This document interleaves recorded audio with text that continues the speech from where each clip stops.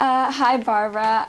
Welcome to Bar TV today. I'm Isabel. Thank you so much for coming in. Isabel, it's great. Great to meet you. You too. So, you're running for state representative. So for those who might not know exactly what the role of that is, could you kind of explain it? Sure. So I'm actually a sitting state representative and running for re-election. So in 2020, I joined a group of 74 other of my colleagues, and we all make up the House chamber, which is great. So every representative takes about 15,000 people in the state, and we represent them when we're talking about making new laws and advocating for things that we need here in the district and in town. So in Cranston, the city we're in right now, and what I represent, there's 7 of us reps. So because of the population, that's what it is. And so we always are trying to advocate, hey, our schools need a little more funding. So it's our job to bring that back. Or there's a special project like at the gazebo that we want to have funded. And so we all advocate for that. So we bring back funding, and then we try to form some state laws that represent what our neighbors want, you know, and trying to steer the state through what are going to be some tough economic times over the next 2 years. Right. So you definitely have experience. Do you have any other experience or stories in kind of the political field? Yeah, so when I ran in 2020, I was a political newbie in the sense. That was my first time ever running for something. And so I was up against the Speaker of the House, and we ended up beating him, which was a fun thing to do because we had to take somebody out who just was surrounded by corruption. So it was a local race, but it had statewide implications because that actually changed not only the Speaker of the House, but kind of the direction a little bit as well. And a lot of state representatives who had previously submitted bills that weren't getting through actually started to have their voices heard. So it's been an interesting 2 years up there where we're definitely seeing more bills go through. Not every bill I agree with, but at least everybody has a voice and has, I would say, their day in the chamber. I think it's important, even if you don't agree with the bill, that it should be heard. And you should have a committee hearing, and that process wasn't going on before. And so this is much better for democracy. So going back to the topic of education, I know you're a big advocate for civics education in public schools. So could you kind of explain a little more about that, maybe what you plan to do? Sure. So in the last session, every 2 years we call these sessions. And one of the first bills that we got through in that first year was to mandate civics education in all public high schools here in Rhode Island. And so I was one of the sponsors on that bill. And so that's important because, you know, some of the national narrative in the past few years has been mixed up a little bit because not everybody understands the whole process. And it's important to not only understand what the Constitution guarantees, but the Bill of Rights, and then what the Rhode Island Constitution does. And more importantly than just understanding those papers is what you need to do about it to have your voice heard. People are completely, some people are really afraid to come up to the State House and testify. They get really nervous. They're worried that their voice doesn't matter. And that's completely the opposite. We actually love when people come up and they offer their stories. And having people, and not only just adults having to walk them through it, but to have students come up and be like, hey, you're going to, you know, for a project, I want you to choose a bill you're really excited about, and I want you to come up and offer your voice. And if you do that when you're in high school, then you're used to speaking up. But I think that's important. Even if I don't agree with you on the subject, I love that you're there. So the civics education bill was one of the first ones passed. And then this past year, we, in a bill that I think most people thought it would take us a few years to get through, we actually, on the first try, got the mandate for Asian American education, basically teaching about the history and the culture through in the first try, which was, I think, unexpected for some people. It took quite a few years for the African American Studies bill to get through, and I think we just built on that momentum. And so we got it through in the Senate with the support of a wonderful woman named Sandra Cano, who took the bill by the horns and got it through there, and then I was able to kind of push it through the House. So it was signed into law just a few weeks ago now at the Taiwanese Day Festival. So it's a wonderful thing. Very impressive. So on kind of a totally different note, I saw that you are endorsed by the National Rifle Association several times. So well, not several times. I actually wasn't endorsed by them the first time when I ran in 2020. They actually gave me a very low grade. And so this year on my re-elect, because when we've talked about certain bills that have come up, I don't always agree with everybody 100% on an issue, but if you have a constitutional right to something, okay, and we're talking about other laws that kind of help frame that in a better way, that's why the NRA, through my voting record, said, okay, I was endorsed in this race, per se. But, when we're talking about what are we looking at the big picture of gun violence, especially, that's a very different setting, okay? So here in Cranston, my husband, who used to be mayor here and is running for Congress, he was so ahead of the game and got school resource officers into the schools and school details. We couldn't afford to have a school resource officer at every one of the 23 schools here, but he was being proactive and working with the principals. And so we have details that go around especially with all the elementary schools, and they're forming these great relationships with kids early on. So, you're in first grade, second grade, and you're high-fiving a police officer, and when you're coming into school in the morning, you're forming great bonds. And I think that type of, not just having the school presence and school security presence, but also getting relationships early and positive relationships with the police officers, I think is going to pay off in the years to come. And so it's being proactive. You can still be, pro-firearm and responsible firearm ownership and still say, hey, look, there's some problems in society and we need to address them in this way. And so I think you can balance both. Next year, one of the first bills I'll introduce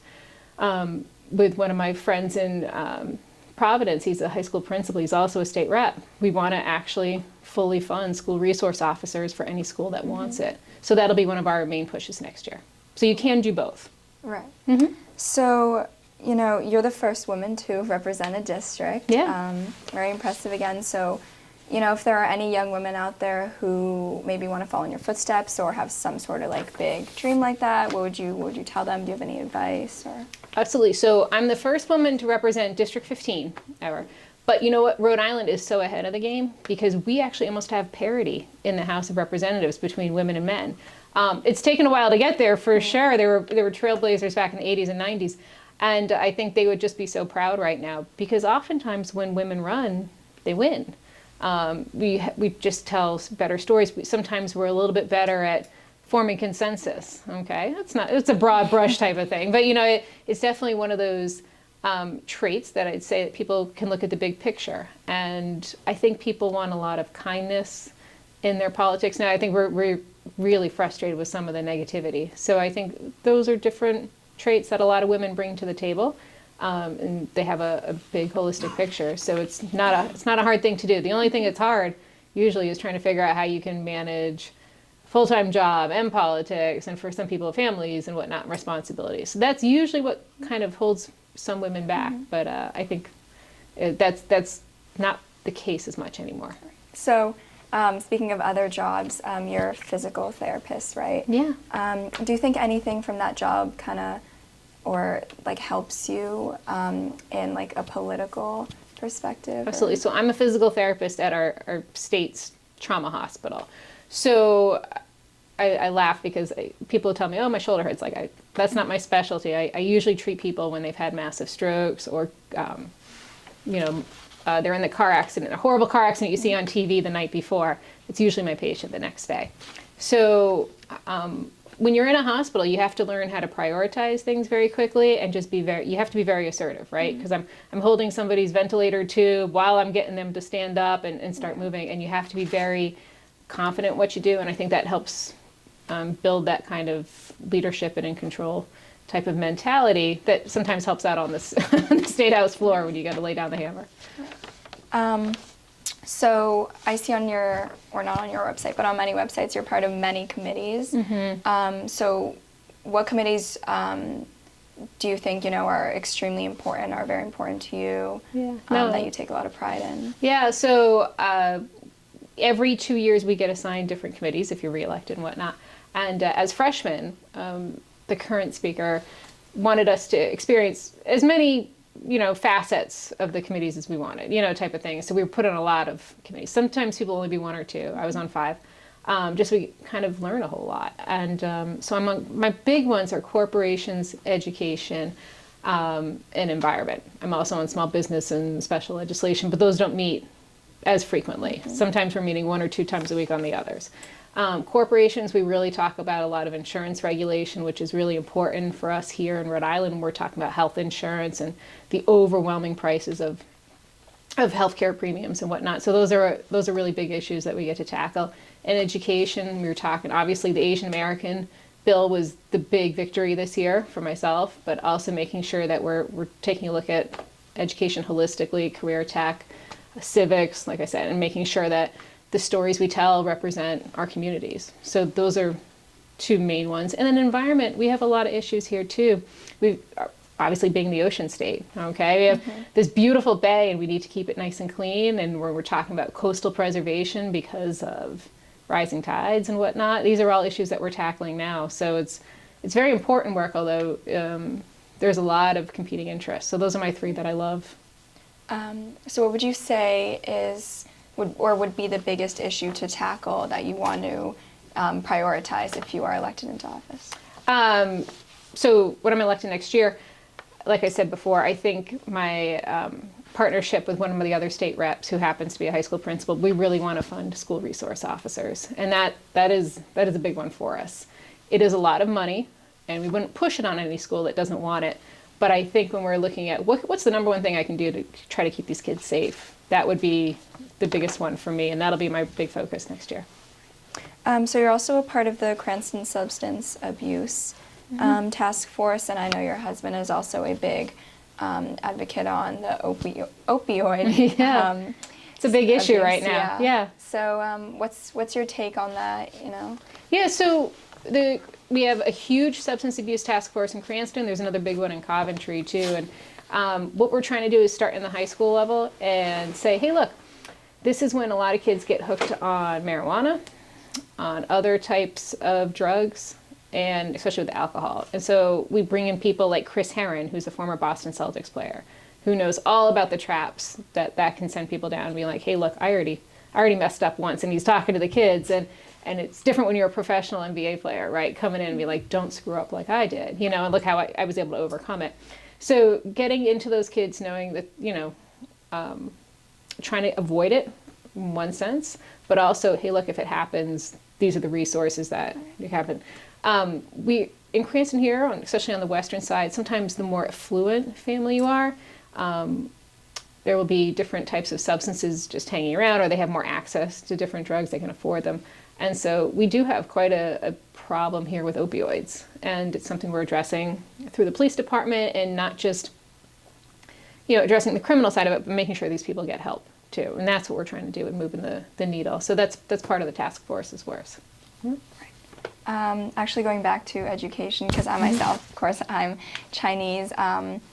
I only just learned about the Chinese Exclusion Act maybe a year or two ago, which I find kind of surprising that I didn't learn about my own history way before. So by getting like a head start on this kind of history and learning more about it in schools, what do you think this means for students or like society in the future? Well, it's wild, because even in the state legislature, we have a bunch of teachers who happen to be state reps or former teachers and whatnot, and most of them had no idea about the Chinese Exclusion Act, maybe one or two.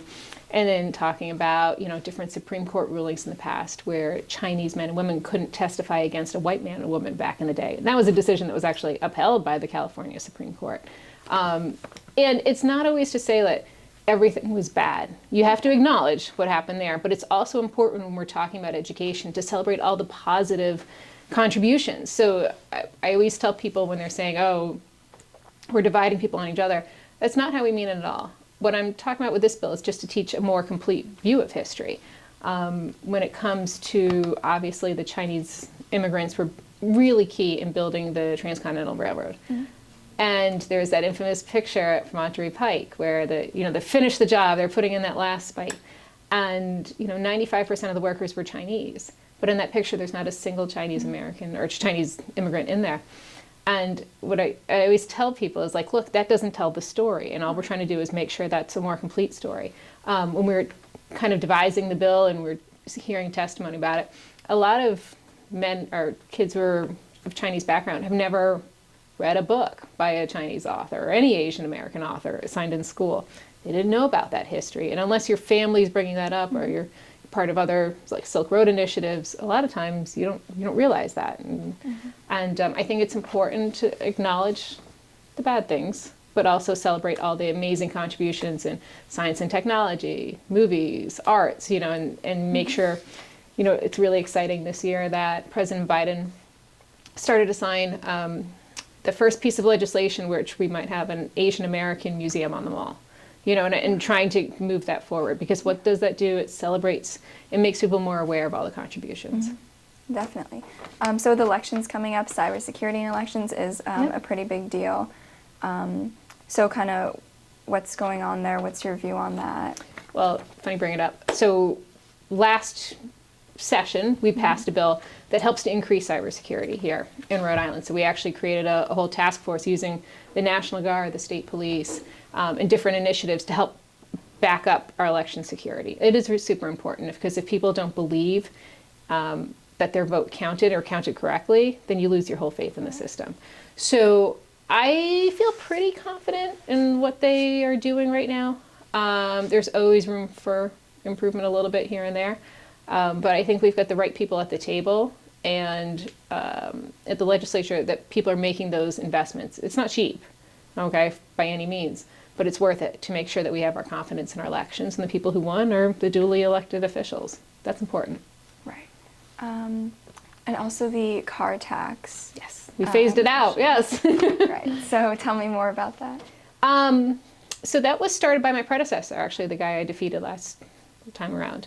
And it was one of those things when I was running 2 years ago, people were like, well, we love you, but, I want to make sure my car tax is phased out. And I was like, you have to try to convince people that you can still get it done. And we did. We actually got it done a year early.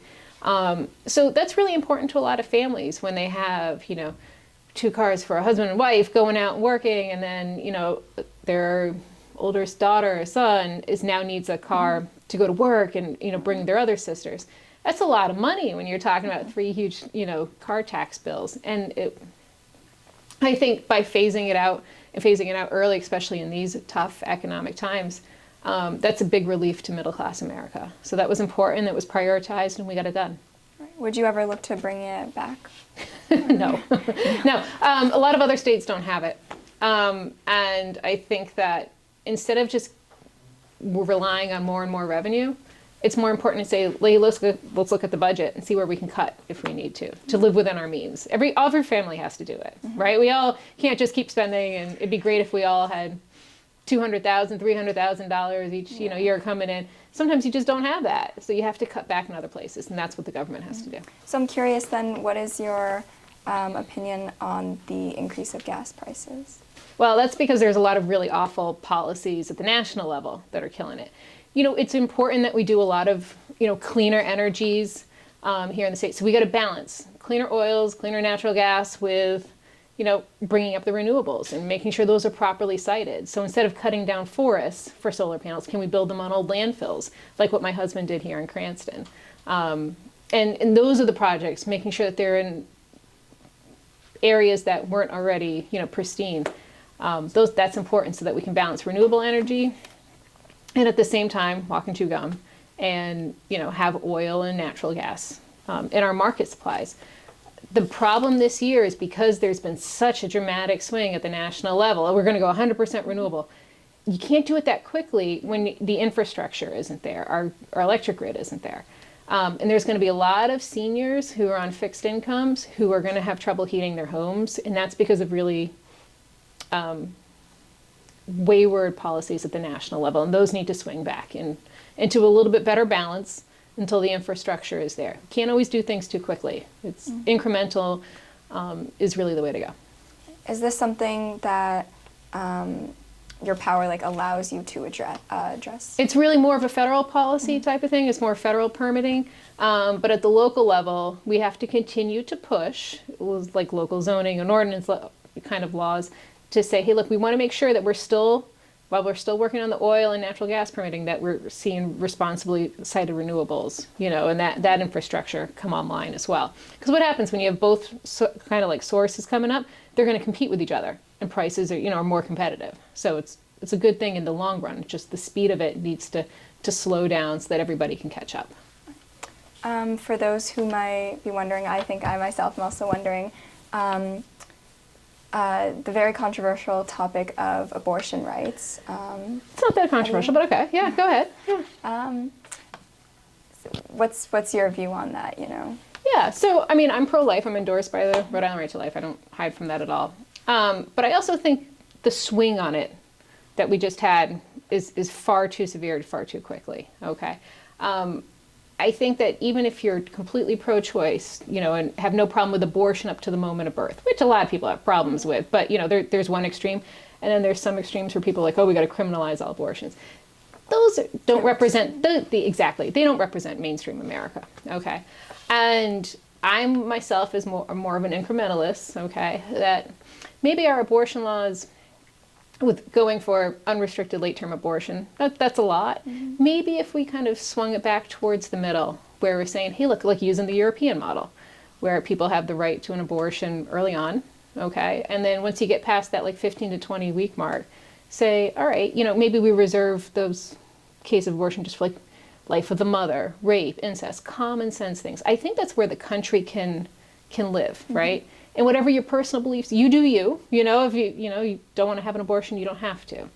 But I think when you have a country that for 50 years was used to a certain amount of leeway, and all of a sudden that ended, that's not comfortable for a lot of people. And I don't think that's a place where the whole country as a whole, whatever your beliefs are, likes to live. So I say, let's move it over. And I think people want to have a little bit of access early on into those, fourth, fifth month, and then say, hey, look, late-term abortion only in those rare cases. Of course, the life of the mother and rape, incest, things like that. I think that's where the country as a whole can live. Right. Are there any other matters or topics that you would want to push for or address if you're elected? Again, I think the school resource officer bill is really my main focus here. But look, it's going to be in the next 2 years. We're going to have to live within our budget a lot better. There's been a lot of money coming in for after COVID with the ARPA funding, and so funds have just been everywhere, and people have started some projects. That's great, but we got to look at the budget's going to be very tight this year, and what can we do to pare down some of the extraneous spending? And so it takes a lot of prioritization. You have to be able to say no, but also take a look at things like the opioid crisis and what can we do at the local levels. People who are caught up in it, what can we do to help them? And getting them into substance abuse treatment programs, mental health funding, lowering the price of prescription drugs. We capped the price of insulin this year at $30 a month. So, all good things mm-hmm. that are going to go forward. So, but yeah, it's going to be a lot of balance. Right. Is it? Well, I wish you the best of luck. Thank you so much. Appreciate it. Per Bar TV tradition, if you want to say any last remarks, go on ahead. Oh, right here. Just thank you so much for having me today, and I appreciate the support, not only from myself, but from my husband, Alan Fung, who's running for Congress this year. Thanks again. Thank you.